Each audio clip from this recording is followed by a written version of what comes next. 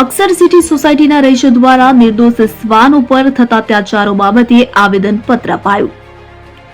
વડોદરા શહેરના ડભોઈ રોડ પર આવેલ અક્ષર સિટી સોસાયટીના રહીશો દ્વારા થોડાક સમય અગાઉ જિલ્લા પંચાયત અધિકારીને વિસ્તારના રહીશોને શ્વાન દ્વારા થતી હેરાનગતિ બાબતમાં આવેદનપત્ર આપવામાં આવ્યું હતું કે જે બાબતમાં પીપલ ફોર એનિમલ સંસ્થાના કાર્યકરો દ્વારા શ્વાનોના હિત અને અધિકારોને લઈ આ સોસાયટીના રહીશોને સમજ આપવા છતાંય તેઓ દ્વારા નિર્દોષ શ્વાન પર અત્યાચાર ગુજારવામાં આવી રહ્યો હોવાનું ધ્યાને આવ્યું છે કે જે બાબતે પીપલ ફોર એનિમલ સંસ્થાના કાર્યકરો અક્ષર સિટીના રહીશોની કમ્પ્લેનને લઈને આજે કલેક્ટર કચેરી ખાતે પહોંચ્યા હતા। વડોદરા જિલ્લા કલેક્ટર શ્રીને આવેદનપત્ર આપી રજૂઆત કરવામાં આવી હતી।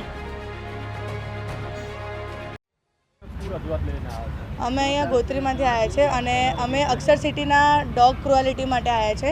જે ડોગ્સને રિલોકેટ કરવાની વાત થઈ છે, જે ત્યાંના રેસિડેન્સી છે અને ત્યાંના જે કાર્યકર્તા સમાજ સેવિકા છે એમના એવું કહેવાનું છે કે ડોગ્સ રિલોકેટ કરી દેશે એ લોકો અને ડોગ્સને મારવામાં આવશે, કેમ કે એવું કહેવાનું છે કે ડોગ્સ એમને હેરાન કરી રહ્યા છે, જ્યારે કે એવું કશું નથી।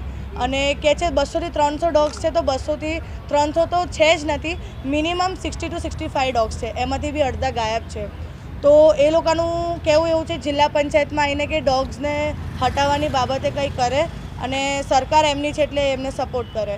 તો એવું નથી કે ડોગ્સ એમને જ હેરાન કરે છે, ઇવન એ લોકો ડોગ્સ પર ક્રુઆલિટી કરે છે અને પોઈઝન આપવામાં આવ્યું છે, મારવામાં આવ્યું છે। તો અમે અહીંયા અમારી વાત લઈને આવ્યા છે કે સરકાર ખાલી એમની નથી, બંને સાઈડથી સાંભળશે અને ડોગ્સને બી ન્યાય મળવું જોઈએ, એટલે એની માટે અમે આવ્યા છે। દિયા અગ્રવાલ।